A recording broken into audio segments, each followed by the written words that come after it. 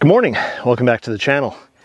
As you can see here, I'm standing next to my potting table, which is getting very full with plants that I've been moving out of the greenhouse for a few reasons. One, the greenhouse is getting quite warm these days due to the increasing air temperature. And two, some of these plants are large enough that they can go outside now and deal with the weather. They're not tender little seedlings that need to be protected from the wind and the rain and the sun. So I've been moving some of this stuff outside. That being said, some of the stuff needs to start getting planted into the ground. And there's more stuff in the greenhouse that in the upcoming weeks will be moving out here to the potting table and then eventually out into the garden itself someplace. And there's a lot more to be planted out. And that's kind of the point of today's video, is planting things out. Because though where I am here in eastern North Carolina, growing zone 8A, it appears that I'm out of the risk of frost. The 10-day forecast, the coolest temperature I believe is 40. So there appears to be no frost, no freezes on the horizon. That being said, my local garden center, the woman who runs that, she turned around and said, I always use April 15th as sort of a safe mark. And we have had late freezes. A few years ago when I first moved down here, there wasn't a freeze around April 15th. And it knocked back and killed off a few of my plants. So do we dare risk it? Do we dare start planting out the plants even though there is still a chance? So you always have to check the computer, see what it says, look at your 10-day forecast, see when your last freeze might be. You know, the computer could say, for 7A, it's April 15th or April 30th. But then you look at your 10-day forecast on the weather and you see freezes after that date. Perhaps before that date would be your last freeze, but so it's a general rule of thumb. And that's what I'm trying to get across here, is this general rule of thumb. So I am going to be taking a risk today to plant out some of these plants, but I think the risk is worth it. Again, it'll free up some space and I can start getting plants in the ground. They're going to start establishing themselves. If we don't get another freeze, they've got a jump start on a lot of other things. I've gotten a jump start on my planting for the year because I have a lot of planting to do this year. And yeah, we're off to the races. So let's get planting and I'll show you what I'm planting and where.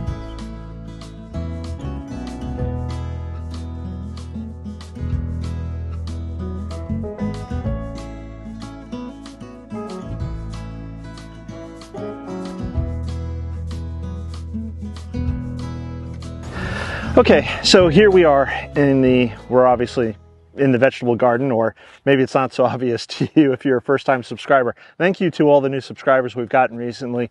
It is much appreciated.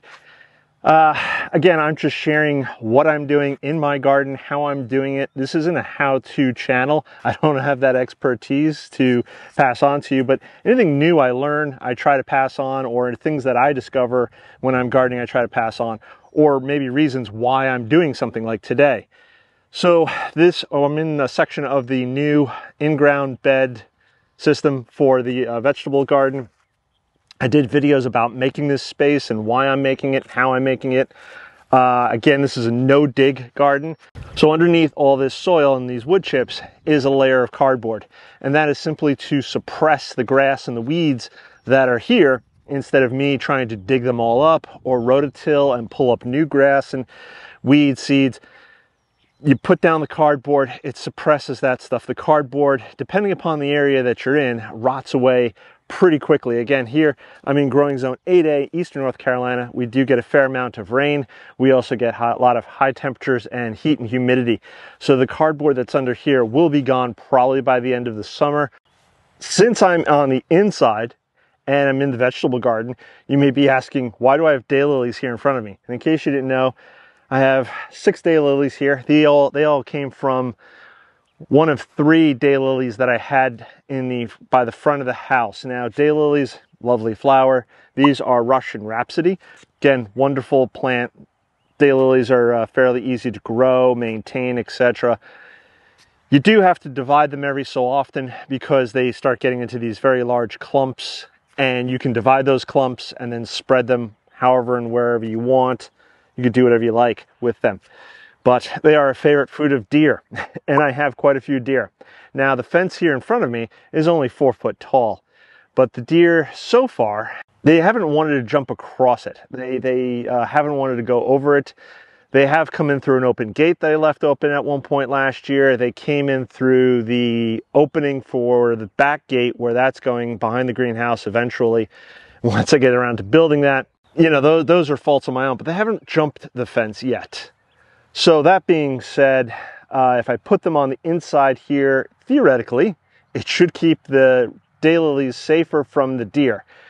Now, I will be putting another hedge of Mexican sunflower in front of these daylilies here. So hopefully that will wind up disguising the daylilies from the deer. In this corner over here, I'm going to be planting some sunflowers. It's not a very big patch, but I have a lot of sunflowers to grow, so I'll be growing a small little cluster here, and there will be clusters all along the fence line of various size of sunflowers. So I'm looking forward to getting those planted in the upcoming weeks. Again, there is still a danger of frost, probably up until around April 15th. 10-day forecast right now puts us out to about April 8th, I believe, and that does not show any freezes. Again, the coolest temperature I'm expected here is maybe about 40 degrees. So that being said, I'm going to risk planting out these daylilies. Hopefully we have no more freezes and that won't be an issue.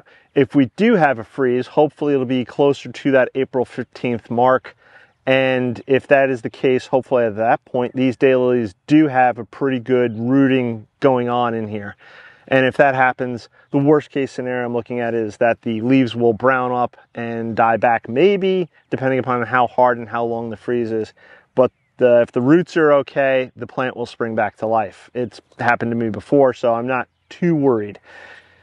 Absolute worst case scenario is I do lose all 6 of these daylilies. If that's the case, again, I'm not too worried because I have a lot more off camera. I took 3 daylily clumps and I divided it into probably 18, which I'm pretty excited about, because if you can get free plants out of dividing and propagating, all the better. So let me stop prattling and start planting. And what I'm going to do, and I'll show you this in a second, is I'm going to put down a layer of raised bed mix. Now, this is from a local vendor, Daddy Pete's. They supply, I believe, from South Carolina up to Virginia, as far west as, I'm not really sure. I'll put the link to their website and the where you can buy it from there. I love the stuff. I've been using it for a few years now, and it's really, all the Daddy Pete's products are really good. Again, it's all natural. They use local stuff, so there's no coir in their products. They're using, again, aged bark fines, again, local products, so they're not bringing in coir from Indonesia or some other nonsensical place. Composted cow manure, perlite, doma-like lime, sand, all this stuff is just good stuff for the soil and for the ground. Now, I mentioned before, and sorry to be talking so much, but about the cardboard rotting away. There is good soil under here. Again, it's just, you know, when I left off this space in the fall, it was very weedy and getting very grassy. Again, instead of digging it up or tilling it or trying to weed it all, just put down the cardboard, suppresses it, kills it. That dead material becomes essentially nutrients for the ground. So once all these roots start pushing through the cardboard, they start pushing into that ground. Again, depending upon the plant, some plants grow more laterally, other plants grow deeper taproots, but they'll obtain all that good nutrients. And then next spring, what I'm going to do to this whole area is I'll just put composted cow manure, maybe some more raised bed mix. I will add to this because all this will sink down a little bit, and I will just keep replenishing it year after year after year. Again, the critters, they come and they take all the good stuff from up top and they just pull it down into the native soil, and it's et cetera, et cetera, et cetera, rinse and repeat. Now, I have mentioned it again, if you're new to the channel, I have heavy clay soil underneath this. It's like a clay, silty, it's just miserable. But again, with the critters coming up for the good stuff and pulling all that stuff down, all the rotting wood chips that are in the soil and here and the cardboard and all that organic material breaks down, they pull that down into the native soil, thus loosening the native soil, adding to its nutritional value, of course. And that also means better drainage. So when we get a heavy downpour or some sort of crazy rain event where I get 3 inches in 2 days or 7 inches in 4 days, which has happened before, the water has some place to go. So again, it all just adds to the benefit of the garden. So let me stop prattling and start planting. Now the soil that's down here already is a cheap big box store, Lowe's mixture. They call it a compost. There's wood chips in here. There's some also other soil.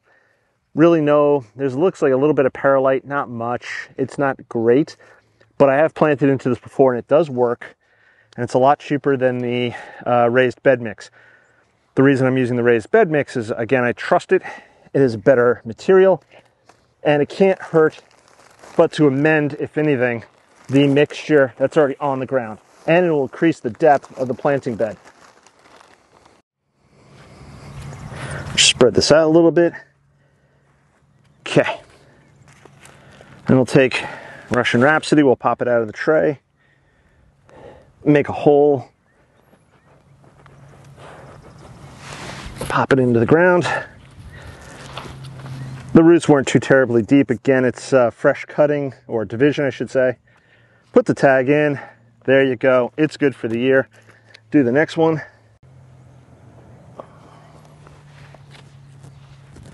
Tuck that in. Now I was going to do them in a row, but now I think I may do a bit of staggering. Oops. Pull that soil back, pop that in.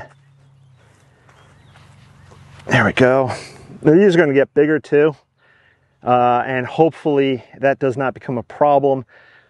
But again, in 2 years' time, if they're surviving and thriving, I can turn around and dig these plants up, divide them, replant them either here or somewhere else.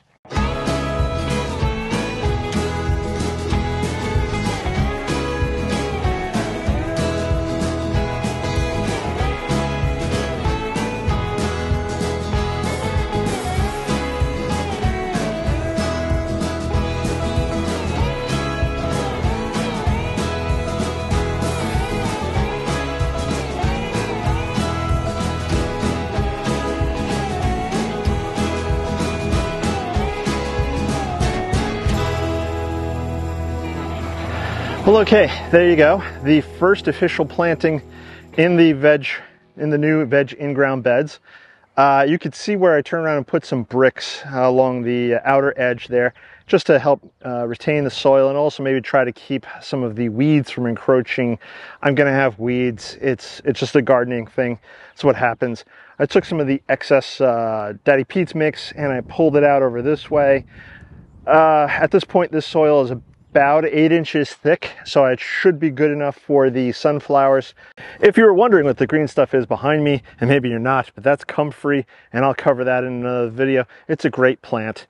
Over here, where this section is, and still not obviously finished, or even close to, I still have a lot to do. I'm going to be probably planting some peppers, and again, probably from this point back.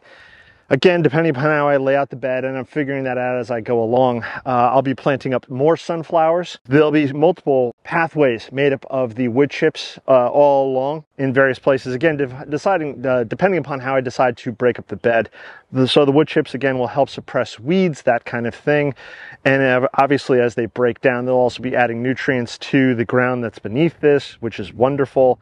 If you haven't heard of Charles Dowding, he's a English gardener. He's probably the biggest, most well-known champion of no-dig today. And he has done multiple tests and studies and tried to be as scientific as he can, proving how good no-dig is and the benefits of it and yada, yada, yada, yada. So if you want, go check him out. Again, it's Charles Dowding. Go check out his YouTube channel. I'll try to leave the link below, or you could just do a quick search for it. And again, big champion of no dig. And that's what I'm doing with this whole bed. It's cheaper and easier than trying to till up, than trying to you know, then deal with, you know, raking out everything you've tilled up. And it's better for the soil, because beneath our soil, even though it's a, you know, hard compacted clay, there are critters in there. There's microbes, there's bacteria, there's worms, there's beetles, there's all sorts of things that are growing and thriving and working within the soil underneath our feet. And all of that actually goes to benefit in the long term our gardens. Thought I'd bring you here to the other side of the in-ground beds here. And in all these bags are potatoes. And you may be asking yourself, why grow potatoes in bags? For numerous reasons. One, I had bags. Two, I didn't want to waste space in my metal raised beds. I am growing some potatoes in my metal raised beds, and when they start coming up, I'll discuss more of that. Plus, I have sweet potatoes coming in. I'm going to be trying to grow them in the metal raised beds, and I'll discuss that. I'll do that in some future video because I've never grown sweet potatoes before.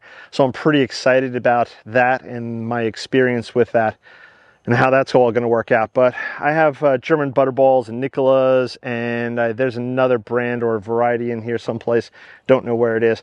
So they're in the growing bags. In this section right here in front of me will go corn. I'm going to try to grow corn again.